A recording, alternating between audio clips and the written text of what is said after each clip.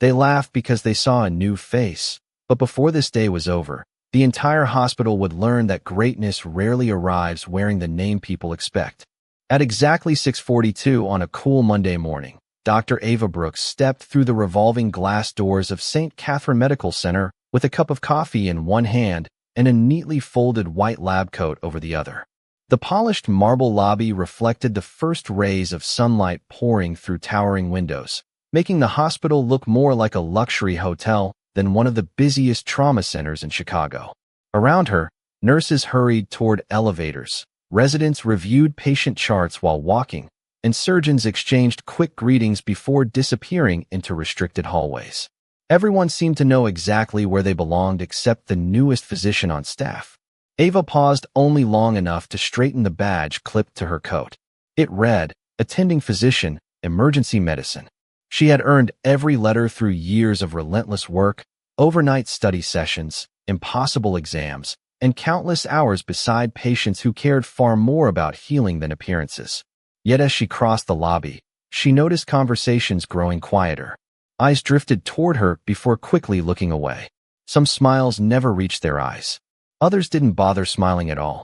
By the time she reached the physician's lounge, whispers had already begun moving faster than the morning coffee. That's the new attending? Someone muttered just loudly enough to be heard. She looks younger than the interns. Another voice answered with a soft laugh. Administration really wants to impress the brochures this year. A few people chuckled. Ava kept walking as though she hadn't heard a single word. She had learned long ago that silence often carried more strength than arguments. Inside the lounge, framed awards lined the walls beside photographs of medical teams that stretched back nearly 50 years. Most faces looked remarkably similar, generation after generation. As Ava placed her coffee on the counter, Dr. Victor Collins entered surrounded by several senior physicians. His reputation filled the room before he spoke. Brilliant, demanding, never wrong, according to those who admired him. His eyes settled on Ava's badge for barely a second before he offered a polite smile that somehow felt colder than indifference. You must be Dr. Brooks, he said. First day? Ava nodded. Yes, sir. Collins glanced toward the others. Well, emergency medicine certainly keeps changing. Another physician smirked. Hopefully the orientation is easier than the workload. A few more restrained laughs followed. Ava answered with nothing more than a calm smile. She wasn't here to win popularity contests. She was here because every patient deserved the best care she could give. Before another word could be exchanged, the hospital speakers interrupted the uneasy silence. Code Silver. Executive Medical Team report immediately to Private Wing 7. The atmosphere changed instantly. Conversations stopped. Coffee cups were abandoned. Every experienced physician recognized the significance of the announcement. Private Wing 7 was reserved for patients whose identities were protected by extraordinary security measures. As doctors hurried into the hallway, Ava stepped aside to let them pass, still uncertain whether she had any role to play. Through the glass entrance leading toward the private elevators, she caught a brief glimpse of several men in immaculate black suits standing perfectly still beside a wheelchair occupied by an elderly gentleman whose expression remained calm despite the growing urgency around him. No names were spoken. No introductions were made. Yet something about the silent respect surrounding the old man suggested that the entire hospital had suddenly begun revolving around a single heartbeat. And somewhere beyond those closing elevator doors, a man whose name most people feared was already on his way. The private elevator doors closed with a quiet chime, leaving the ordinary rhythm of the hospital behind as every member of the executive medical team gathered outside Conference Room 7.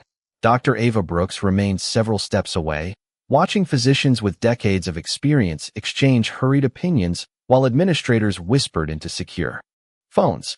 The elderly patient had already been transferred into the restricted diagnostic suite, and the unusual level of security transformed the entire floor into a place where every word seemed carefully measured.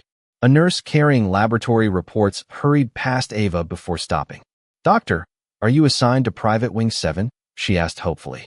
Before Ava could answer, Dr. Victor Collins stepped between them without raising his voice. She is not part of this case. His tone was calm, but final. The nurse apologized and disappeared down the hallway. Collins turned toward Ava with the same practiced smile he had worn earlier that morning. Dr. Brooks, perhaps you should spend your first day learning our procedures before involving yourself in high-profile patients. Several physicians standing nearby exchanged knowing glances. One quietly remarked, "That is probably for the best." Another added, "These cases require experience that cannot be learned from textbooks." Ava nodded politely. Of course. She stepped aside without protest, even though every instinct urged her to stay close.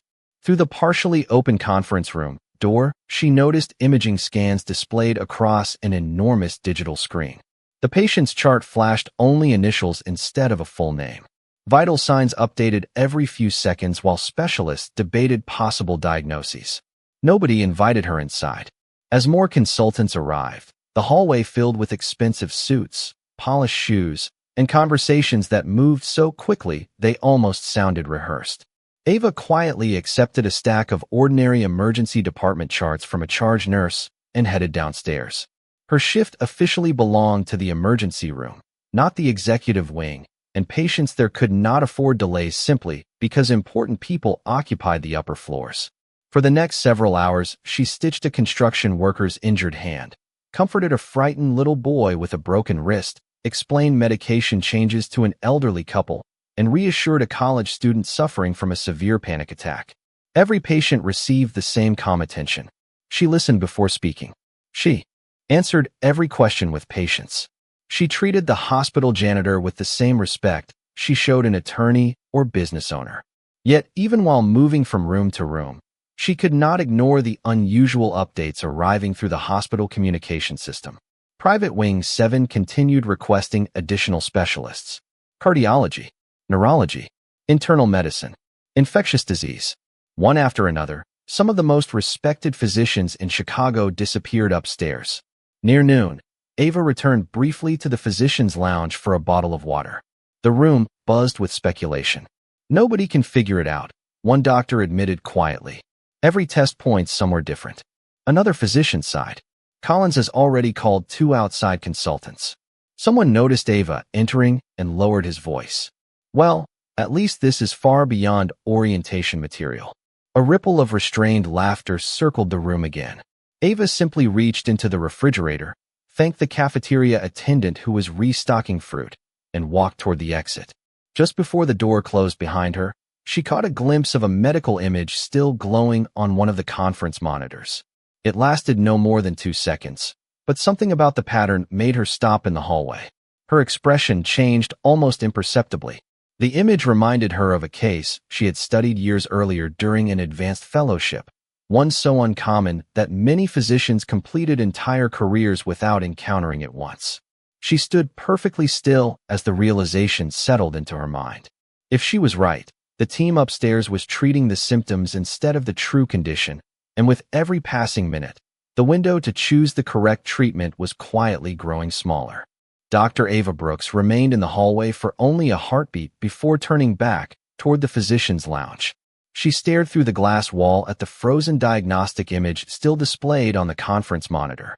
It had disappeared from the screen almost immediately, replaced by laboratory values and medication lists, but the pattern remained vivid in her memory. During her fellowship at Johns Hopkins, one of her mentors had challenged every physician to memorize rare presentations instead of relying solely on common diagnoses. He often said that uncommon cases did not announce themselves. They whispered. Ava had spent hundreds of late nights studying those whispers while many classmates had already gone home. That single image now awakened a memory she had not needed in years. It suggested that the elderly patient's body was reacting to a hidden condition rather than the one everyone appeared determined to treat. Before she could second-guess herself, Ava walked toward Private Wing 7. Outside the conference room, tension had replaced confidence. Specialists moved quickly between workstations, while nurses carried fresh laboratory reports from one physician to another. The conversations sounded different now, less certain, more urgent. Dr. Collins stood near the central display reviewing another series of scans with 2 consultants who had just arrived from another hospital. One pointed toward the monitor before quietly shaking his head. Another suggested additional testing. None of their answers seemed to satisfy anyone. The patient's monitor emitted another series of steady alerts from inside the treatment suite, prompting several staff members to exchange worried glances before hurrying through the automatic doors. Ava approached the nurse's station with measured steps. "Excuse me," she said gently. "May I review the imaging for just 1 minute?" The charge nurse hesitated. Before she could answer, Collins looked up. "Dr. Brooks." His voice carried across the hallway. "Did someone assign you to this consultation?" "No, sir." "Then I suggest you return to the emergency department." Ava remained respectful. "I only believe there may be another possibility worth considering." One of the senior physicians folded his arms. "Based on what?" Ava answered honestly. "A rare presentation I encountered during advanced training." Another doctor smiled politely without hiding his skepticism. Rare enough that none of the specialists here recognized it. A few restrained laughs followed. Collins stepped closer, lowering his voice enough that only those nearby could hear. "Medicine is built on evidence, not confidence. Every expert in this room has reviewed the case for hours. You have seen a single image for less than 5 seconds." Ava met his eyes calmly. "Sometimes 5 seconds are enough if you have spent years preparing for them." The hallway became unexpectedly quiet. Collins maintained his composed expression before giving a slow nod. "Your enthusiasm is admirable, Dr. Brooks, but this is neither the time nor the place. Please return to your assigned patients." Ava realized pushing further would accomplish nothing. She thanked him sincerely and stepped away. Yet as she walked toward the elevator, she noticed something no one else seemed to acknowledge. A young resident standing near the conference table discreetly glanced at her before looking back toward the monitor. His uncertain expression suggested he had heard her reasoning and was quietly questioning his own conclusions. Moments later, the overhead speakers echoed through the hospital once again, requesting additional specialists for Private Wing 7. More consultants arrived. More opinions filled the room. More tests were ordered. But the one possibility Ava had recognized remained completely absent from every discussion, while somewhere beyond those closed doors the elderly man's condition continued moving steadily in the wrong direction, and every minute that passed made the correct decision far more difficult than the one before. Dr. Ava Brooks had almost reached the emergency department when a rapid series of alerts echoed through the hospital once again. The sound was different this time. Staff members stopped speaking mid-sentence. Several nurses immediately changed direction toward the private elevators, while physicians who had been calmly discussing treatment plans suddenly broke into purposeful strides. Ava recognized the expression on their faces. Confidence had disappeared. Uncertainty had taken its place. She turned instinctively and followed the flow of medical personnel back toward Private Wing 7, not because anyone had called for her, but because every lesson she had ever learned told her that when experienced teams began questioning everything at once, someone needed to ask the one question nobody wanted to hear. Outside the treatment suite, the atmosphere had become remarkably still despite dozens of people moving at once. Dr. Victor Collins stood beside the digital display, studying fresh laboratory results, while consultants quietly debated the next step.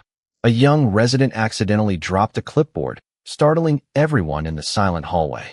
No one even looked up. Ava's eyes moved across the newest values displayed on the monitor. They confirmed what she had feared. The pattern was becoming clearer with every update.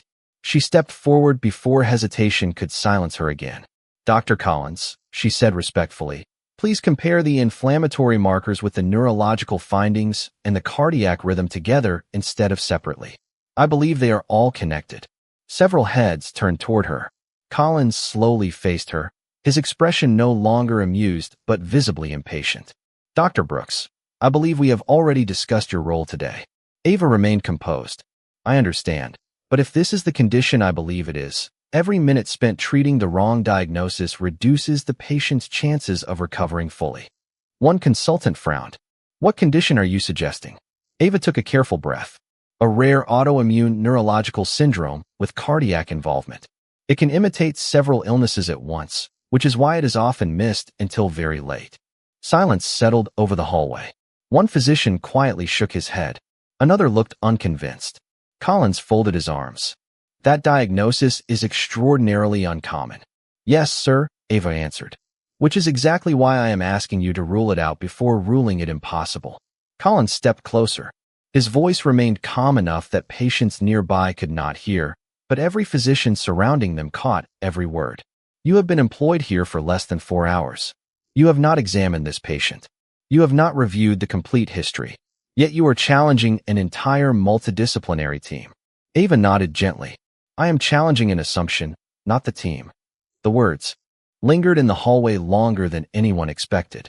For a brief moment, even Collins seemed unsure how to respond. Then his expression hardened. Enough. You will return to the emergency department immediately. If you continue interfering with this case, I will personally recommend that your hospital privileges be suspended pending administrative review. Is that understood? Ava lowered her eyes for only a second. Everything she had worked for could disappear before lunchtime. Years of education. Endless overnight shifts. Every sacrifice her family had made. She could obey and protect her career, or she could continue speaking because somewhere behind those doors an elderly man depended on decisions being made in the next few minutes rather than the next few hours. Before she could answer, the private elevator opened with a soft chime. Every conversation stopped instantly. The physicians straightened their posture. Even Dr. Collins turned toward the elevator without another word. A tall man wearing an immaculate charcoal suit stepped into the hallway with measured confidence. He was accompanied by only 2 assistants, yet the quiet respect surrounding him was unlike anything Ava had witnessed all day. His calm gaze surveyed the corridor before resting briefly on the treatment room doors, and although nobody announced his name, everyone present understood that Ethan Kong had just arrived. The hallway remained completely silent as Ethan Kong walked toward the treatment suite with an expression that revealed nothing except absolute focus. He acknowledged no one at first, not the administrators waiting anxiously beside the elevators, not the physicians standing shoulder to shoulder, and not the security personnel who instinctively stepped aside to clear his path. His tailored charcoal suit contrasted sharply against the bright white hospital walls, and every measured step carried the quiet confidence of a man accustomed to making decisions that others never questioned. Dr. Victor Collins was the first to break the silence. Mr. Kong, he said respectfully, extending his hand. We are doing everything possible for your grandfather. We have assembled the finest specialists available. Ethan accepted the greeting with a brief nod, but did not immediately respond. Instead, his eyes drifted toward the large digital display where laboratory values continued changing every few moments. He studied the screen longer than anyone expected before calmly asking, Has anyone challenged the current diagnosis? The question caught several physicians by surprise. Collins answered carefully. There was an alternative theory presented, but it is based on an extremely uncommon condition with very limited evidence. Ethan's gaze shifted across the room. Who presented it? No one spoke for several seconds. Finally, one of the younger residents quietly pointed toward the far end of the hallway where Ava still stood, uncertain whether she should remain or leave. Ethan looked directly at her for the first time. His expression remained unreadable as he slowly crossed the hallway until only a few feet separated them. You are Dr. Brooks? He asked. Yes, sir, Ava replied calmly. You disagree with the current plan? I believe another diagnosis should be ruled out before irreversible decisions are made. Ethan studied her face in complete silence. Unlike everyone else in the room, he showed no interest in her age, her appearance, or the fact that it was her first day. Can you explain it in 1 minute? He asked. Ava nodded. Without raising her voice, she described the uncommon syndrome she suspected, explaining how the neurological symptoms, inflammatory markers, and changing cardiac rhythm formed one pattern rather than 3 unrelated problems. She spoke clearly, never exaggerating, never criticizing the physicians around her. When she finished, the hallway became so quiet that the gentle hum of the ventilation system seemed unusually loud. Collins stepped forward. Mr. Kong, with respect, we cannot place your grandfather's care into the hands of a physician who has not even completed her first shift in this hospital. Ethan remained still. Did she ask to lead the case? Collins hesitated. No.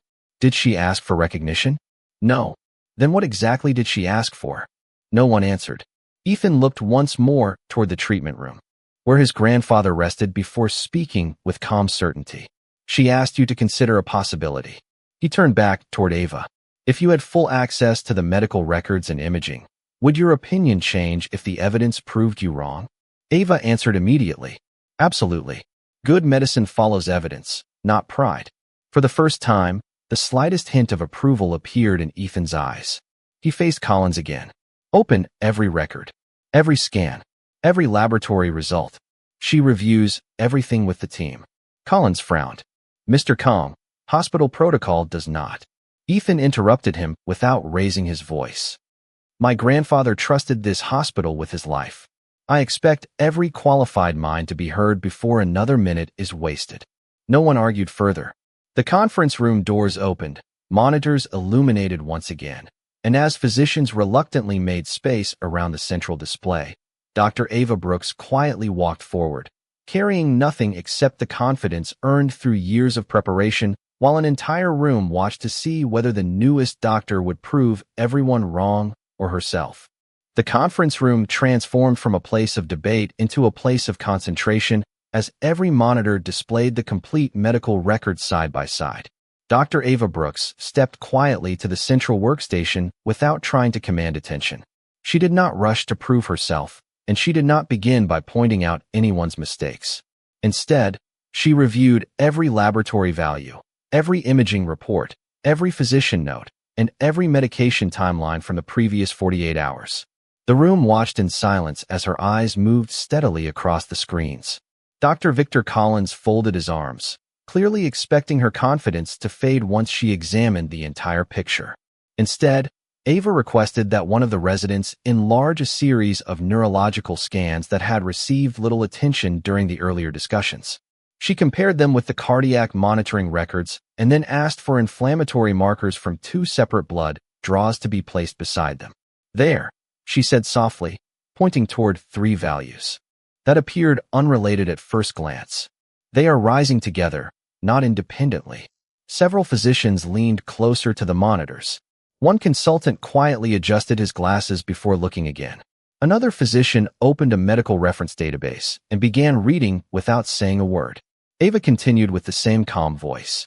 The heart is reacting to the neurological process. It is not the primary problem.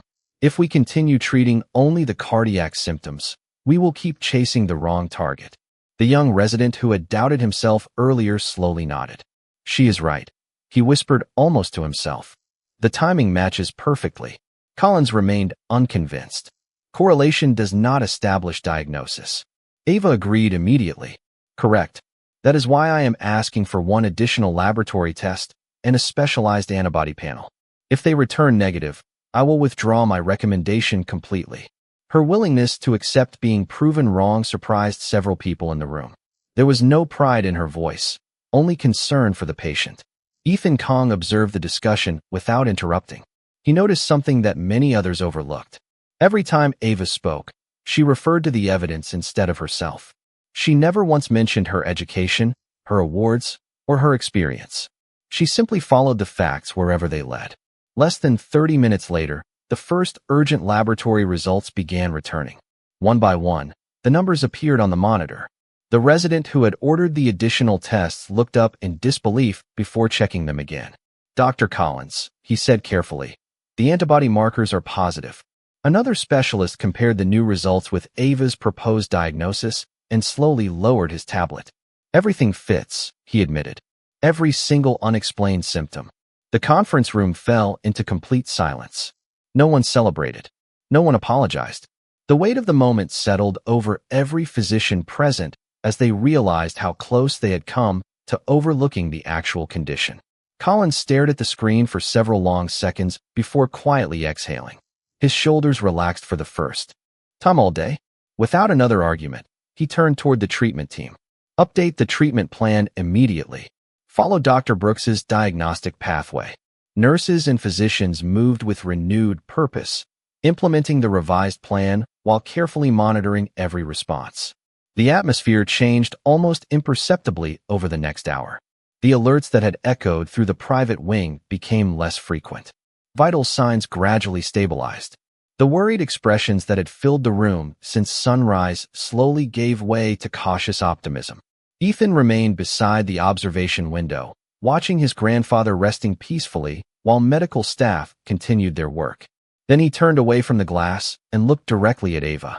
For the second time that day, the entire hallway became perfectly still, because everyone sensed that whatever he chose to say next would be remembered far longer than any laboratory result. The revised treatment plan continued through the afternoon with a quiet precision that slowly transformed the atmosphere throughout Private Wing 7. Every 15 minutes, another set of vital signs appeared on the monitors, and with each update, the numbers moved steadily toward normal ranges. Nurses who had spent the morning exchanging anxious glances now spoke in calmer voices. Specialists who had arrived expecting an impossible mystery gradually shifted from emergency discussions to careful observation. Even the soft rhythm of footsteps in the hallway seemed lighter than before. Inside the conference room, Dr. Victor Collins remained focused on the latest reports. He compared every new result with the original diagnosis they had pursued that morning. The contrast was impossible to ignore. The revised approach had succeeded because it addressed the true condition instead of the symptoms. Collins slowly removed his glasses and looked toward the chair where Ava sat quietly reviewing follow-up laboratory values. She had not celebrated. She had not reminded anyone that she had been right. She simply continued working as though the patient belonged to every physician equally. One of the senior consultants finally broke the silence. "Dr. Brooks," he said sincerely, "where did you learn to recognize something this uncommon?" Ava smiled modestly. "From a physician who always reminded us that rare cases become ordinary once someone notices the pattern." The consultant nodded thoughtfully. "Most people spend their careers searching for certainty. You searched for evidence." Before Ava could respond, the treatment room door opened and the attending nurse stepped into the hallway carrying the newest evaluation. Her smile appeared before she spoke. "The patient is awake." Every conversation stopped immediately. Collins accepted the report and reviewed it carefully before quietly exhaling with visible relief. "Excellent neurological response," he said. "Cardiac rhythm continues improving. He is responding exactly as expected." The words spread through the hallway faster than any official announcement. Several nurses exchanged relieved smiles. The young resident who had first believed Ava's explanation looked toward her with unmistakable admiration. Ethan Kong listened without interrupting. His eyes remained fixed on the report for several moments before he walked into his grandfather's room. Nearly 20 minutes passed before he returned. His expression remained composed, yet something softer had replaced the guarded distance he had carried since arriving. He stopped beside Ava, who was reviewing discharge planning recommendations for patients in the emergency department instead of waiting for praise. Ethan glanced at the chart in her hands before asking quietly, "You went back to your regular patients?" Ava nodded. They still needed their doctor. Ethan looked toward the busy emergency hallway where families waited patiently beside examination rooms. "Even after everything that happened here," Ava answered with complete sincerity, "every patient deserves the same attention, whether they arrive through the front entrance or the private elevator." The simplicity of her answer lingered in the silence. Collins overheard every word. So did the administrators, the consultants, and nearly every nurse standing nearby. No one found anything to argue with because nothing about her statement sought recognition. It reflected only the reason she had chosen medicine in the first place. Ethan slowly turned toward the gathering of physicians who had questioned her throughout the day. His voice remained calm, yet every person in the hallway heard it with perfect clarity. "This morning you judged the newest doctor before listening to her. This afternoon my grandfather is recovering because she asked one question that no one else was willing to ask." No one lowered their eyes out of fear. They lowered them because the truth had become impossible to avoid, and in that quiet hospital corridor, respect had begun replacing every assumption that had greeted Dr. Ava Brooks only a few hours earlier. By early evening, sunlight stretched across the polished hospital floors in long golden reflections, replacing the tension that had filled Private Wing 7 since dawn. The emergency calls had returned to their normal rhythm. Consultants quietly packed their tablets, and nurses finally allowed themselves to smile without hesitation. Inside the recovery suite, Ethan Kang's grandfather rested peacefully while speaking softly with the medical staff. His color had returned, his voice had grown stronger, and every updated report confirmed the same encouraging conclusion. Outside the room, the executive board, department chiefs, and senior physicians gathered for a final case review before ending one of the most extraordinary days the hospital had experienced in years. Dr. Ava Brooks stood near the back of the conference room with a simple notebook in her hands, expecting nothing more than a brief discussion before returning to her regular shift. She had already begun reviewing charts from the emergency department, preparing for the next patient who would never know how unusual her first day had truly been. Dr. Victor Collins slowly walked toward the front of the room. His expression no longer carried the quiet certainty that had defined him all morning. Instead, it reflected the humility that medicine sometimes demands from even its most accomplished physicians. He looked across the gathered staff before turning toward Ava. "Dr. Brooks," he said, his voice carrying clearly through the room, "today I dismissed your opinion before I examined your evidence. That was my mistake, not yours." The room became perfectly still. No one had ever heard Victor Collins offer a public apology to a physician, especially one who had arrived only hours earlier. Ava answered with the same calm dignity she had shown throughout the day. "We all wanted the same outcome. The patient comes first." Collins nodded slowly. "Thank you for reminding all of us what that truly means." Several physicians lowered their eyes with quiet reflection. Others offered respectful smiles that had been completely absent that morning. The young resident who had believed Ava's reasoning first was the first to begin applauding. One pair of hands became several. Soon the entire conference room echoed with genuine applause that was neither forced nor ceremonial. Ava looked almost uncomfortable receiving it, offering only a grateful smile before gently raising her hand as if asking everyone to stop. The applause faded naturally. At that moment, Ethan Kong stepped forward from the back of the room. He had remained silent throughout Collins's remarks, allowing the physicians to reach their own conclusions before speaking. Every conversation ceased the instant he entered the center of the room. He stopped a few feet in front of Ava and studied her quietly for several seconds. Then, to the surprise of everyone present, he gave a small, respectful bow of his head. It was not dramatic. It was not theatrical. It was simply sincere. When he finally spoke, his voice was calm enough that no one needed silence to hear it. "Power can command attention," he said, "but wisdom earns respect." His eyes never left Ava's. "Today you walked into a room where no one believed you, and instead of fighting for your pride, you fought for the truth. You never raised your voice. You never embarrassed anyone. You only protected a life." Another long silence settled over the room before Ethan spoke the words that no one there would ever forget. "Dr. Ava Brooks," he said with complete certainty, "you are a legend." No applause followed this time. None was necessary. Every physician, every nurse, every administrator simply looked toward the newest doctor in the hospital. And for the first time since she had walked through those front doors that morning, no one saw a newcomer, no one saw assumptions, and no one saw differences. They saw exactly what Ethan Kong had seen all along. A physician whose character had become greater than her reputation ever could. The hospital had settled into its familiar evening rhythm by the time Dr. Ava Brooks finally returned to the emergency department. The bright lights above the nurse's station reflected against polished floors as families waited patiently beside loved ones. Children smiled after receiving colorful bandages, and exhausted staff members quietly prepared for another busy night. Nothing about the scene suggested that one extraordinary day had just changed the way an entire hospital viewed its newest physician.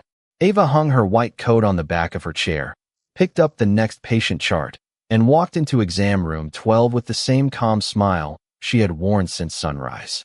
An elderly woman worried about chest discomfort received the same careful attention as the influential patient upstairs. A young father anxious about his daughter's high fever received the same reassuring explanation. Every conversation ended with kindness because, to Ava, medicine had never been about recognition. It had always been about people.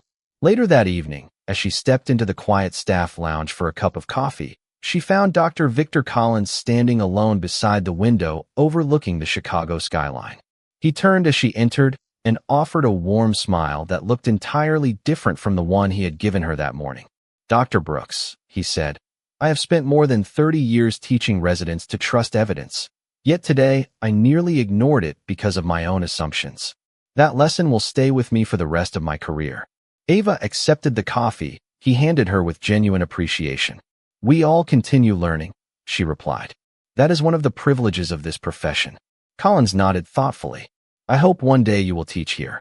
Before Ava could answer, a gentle knock interrupted them. The young resident who had first supported her diagnosis stepped into the room, carrying a notebook. He looked slightly embarrassed. "Dr. Brooks," he asked, "would you mind showing me how you recognize that pattern? I want to learn to see what you saw." Ava smiled. Of course. They spent the next 20 minutes reviewing scans together, discussing every clue with patience instead of pride. There was no lecture, no attempt to impress anyone. Only a physician helping another physician become better. Down the hallway, Ethan Kong quietly prepared to leave after thanking the nurses caring for his grandfather. As he passed the education room, he glanced through the glass window and saw Ava sitting beside the resident, explaining difficult concepts with the same calm voice she had used throughout the day. She had already moved on from the applause, the recognition, and the praise. She was investing her time in someone else's future.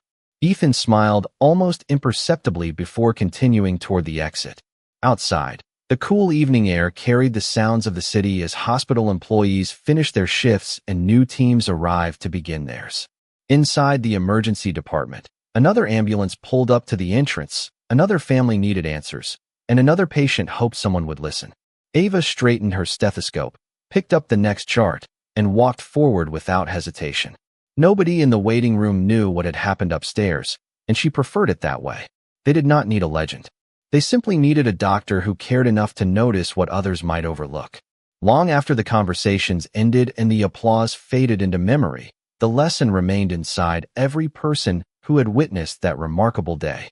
Skill earns admiration, knowledge earns trust, but humility is what transforms excellence into greatness. And that evening, as the lights of St. Catherine Medical Center continued shining across the city, everyone who had stood in that silent hallway remembered what true dignity looked like.